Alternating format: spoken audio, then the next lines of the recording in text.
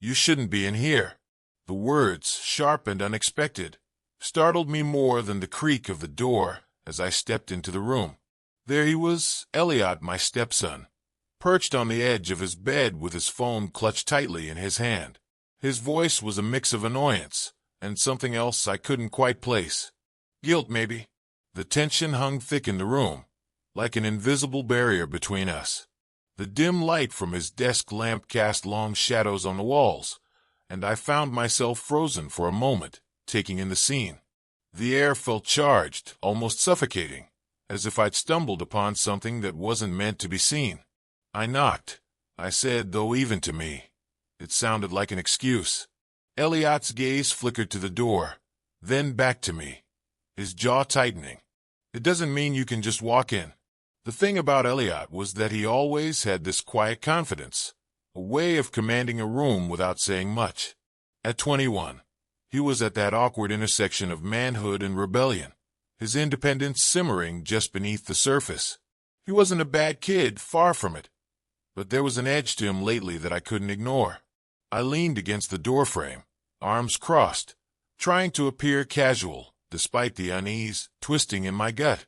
"You've been keeping to yourself a lot lately," I said, my tone softer now. "Your mom's worried." That wasn't a lie. Emily, my wife, had mentioned it just the other night. How distant Elliot seemed, how he barely came out of his room unless it was for food or to leave the house. But if I was honest with myself, it wasn't just her concern driving me. There was something about Elliot's recent behavior that had me curious. He shrugged, brushing off my words like they were an inconvenience. "I'm fine. Tell her not to worry." But I wasn't convinced. There was a guardedness in his tone, a subtle shift in his posture that told me otherwise. His phone buzzed in his hand, the screen lighting up briefly before he flipped it face down on the bed. The small gesture wasn't lost on me, and my curiosity deepened. "You're not fine," I said, stepping further into the room. "You've been shutting everyone out. Emily thinks it's school, but I think there's more to it." Elliot's eyes narrowed, a flash of defiance crossing his face. "I don't need you to psychoanalyze me, Martin." There was again that edge. My name on his lips felt like a deliberate boundary, a reminder of the line I wasn't supposed to cross. I'd been in Elliot's life for 5 years, ever since Emily and I got married, and while we'd built a functional relationship, there was always a layer of formality that kept us at arm's length. Still, this wasn't just teenage angst. Something was off. I glanced around the room, searching for clues. It was tidy, almost obsessively so, with neatly stacked books on the desk and not a single piece of clothing out of place. The bed, too, was made with military precision, a habit I'd always attributed to his time at boarding school. But there was a heaviness in the air, an unspoken tension that made my chest tighten. "Look," I said, trying a different approach. "I'm not here to pry. I just want to make sure you're okay. If there's something going on." "There's nothing going on," Elliot cut in, his voice sharper now. "Just leave it alone." For a moment, we stood there in silence, the weight of the conversation pressing down on both of us. I didn't believe him, but I also knew better than to push too hard. Elliot wasn't the type to open up under pressure. He'd retreat further into himself if I tried. "All right," I said finally, stepping back toward the door. "But if you ever need to talk, I'm here." He didn't respond, his gaze fixed somewhere beyond me, as if I'd already disappeared from his world. As I reached for the doorknob, I hesitated, my instincts nagging at me to say more. But before I could, Elliot spoke again, his voice softer this time, almost resigned. "Close the door on your way out." The words weren't harsh, but they carried a finality that made my stomach churn. I nodded, pulling the door shut behind me and leaving him in his self-imposed solitude. But as I walked down the hallway, I couldn't shake the feeling that I'd just scratched the surface of something much deeper. Whatever Elliot was hiding, it wasn't just his secret. It was going to affect all of us. And for reasons I couldn't yet explain, I wasn't sure I wanted to know the truth. The knock was softer this time, almost hesitant. I stood outside Elliot's door, unsure why I was back. Maybe it was the uneasy silence that had stretched between us since the night before. Or maybe it was the flicker of something I couldn't name, a question I wasn't ready to ask but couldn't ignore. I raised my hand, hovering just above the wood, before deciding against it. Instead, I pushed the door open, careful not to make a sound. The scene inside stopped me cold. Elliot sat on the bed, his back to the door. The glow of his laptop screen illuminated his face, and his expression was raw, vulnerable in a way I'd never seen. He was staring at a message, frozen mid-typing, his fingers hovering over the keys like he couldn't decide whether to hit send or delete. "Elliot," I said, my voice low but steady. He flinched, slamming the laptop shut as he spun around. His face twisted into a mix of frustration and alarm, but there was no hiding the flicker of guilt in his eyes. "Jesus, Martin, don't you know how to knock?" "I did," I replied evenly, stepping further into the room. "You didn't answer." Elliot stood abruptly, his movements sharp and defensive. "What do you want? If you're here to lecture me again, save it." "I'm fine." But he wasn't fine, and we both knew it. The tension in his posture, the way he avoided my gaze, everything about him screamed that something was wrong.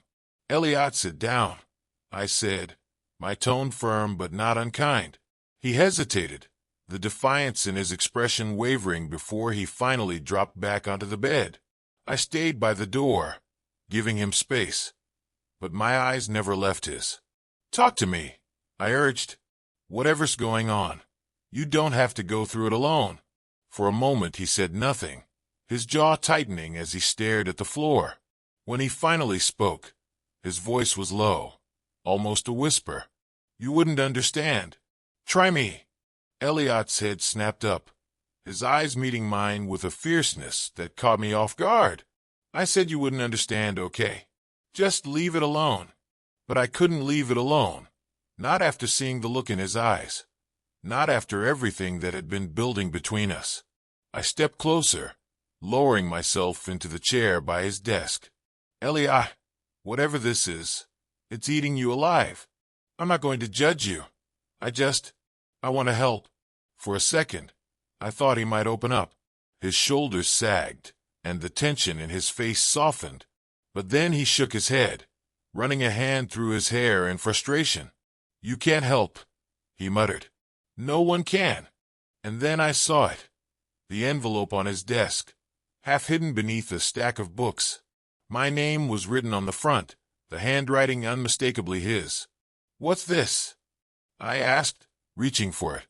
Elliot shot to his feet, panic flashing across his face. "Don't," he snapped, grabbing the envelope before I could. His reaction only confirmed my suspicions. Whatever was going on, it was serious. Serious enough that he'd written me a letter he couldn't bring himself to deliver. "Elliot," I said carefully, "I'm not the enemy here." "You don't get it, Martin," he yelled, his voice cracking. "You think you're this great guy, this perfect stepdad, but you don't see it. You don't see what's happening."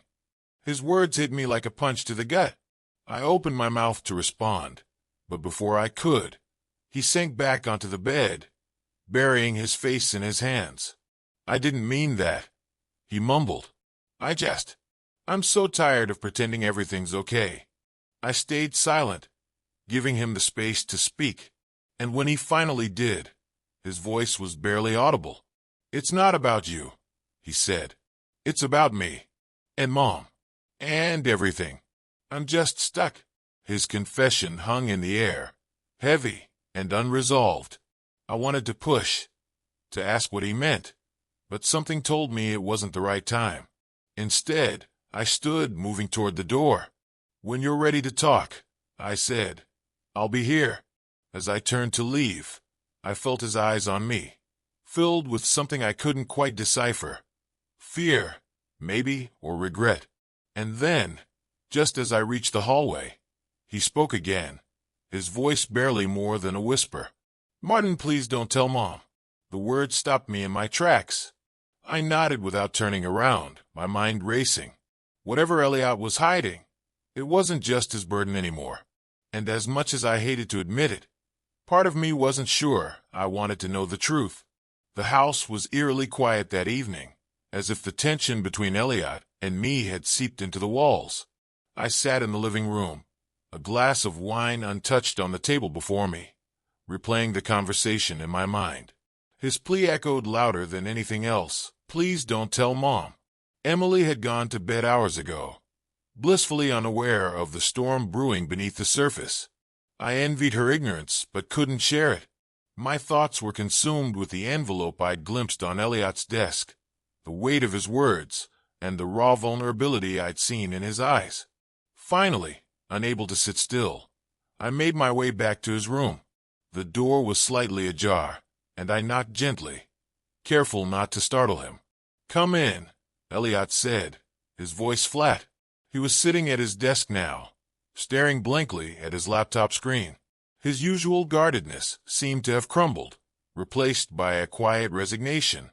I took a step inside, closing the door softly behind me. "I couldn't sleep," I admitted, standing a few feet away.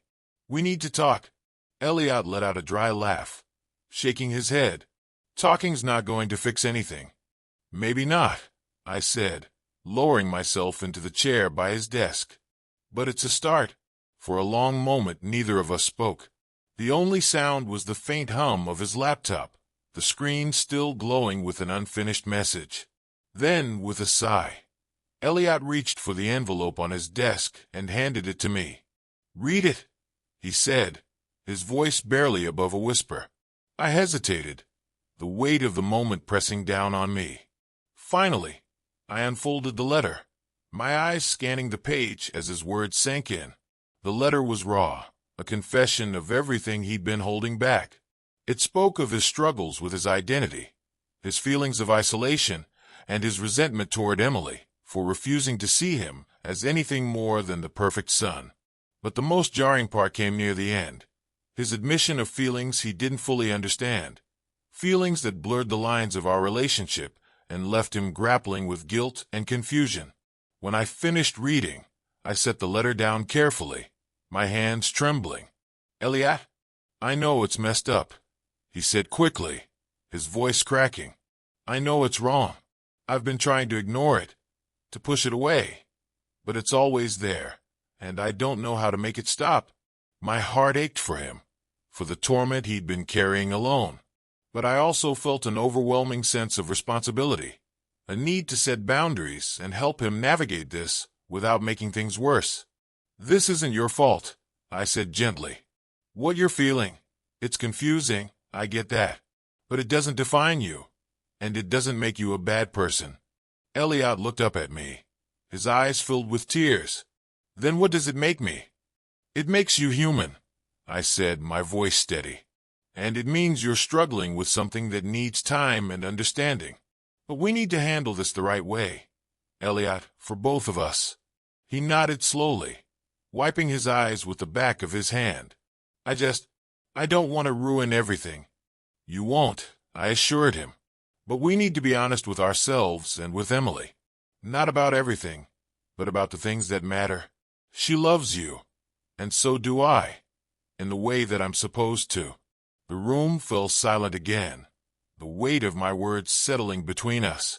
I reached out, placing a hand on his shoulder, a gesture of reassurance and clarity. "You're not alone in this," I said. "But we need to move forward, not backward." Elliot took a deep breath, his shoulders relaxing slightly. "Okay," he said finally. "I'll try. That's all I'm asking," I said, standing and heading for the door. Before I left, I turned back to him, offering a small smile. "We'll figure this out, together." As I closed the door behind me, I felt a mix of relief and uncertainty. The path ahead wasn't clear, but at least we'd taken the first step toward understanding. This story isn't about answers. It's about the questions we're sometimes too afraid to ask. It's about boundaries, emotions, and the complexities of relationships in a world where love and connection aren't always simple. What do you think? Was Elliot's struggle handled with care? How would you have navigated this delicate situation? Let us know your thoughts and reflect on how we all face moments that challenge our sense of self, love, and responsibility.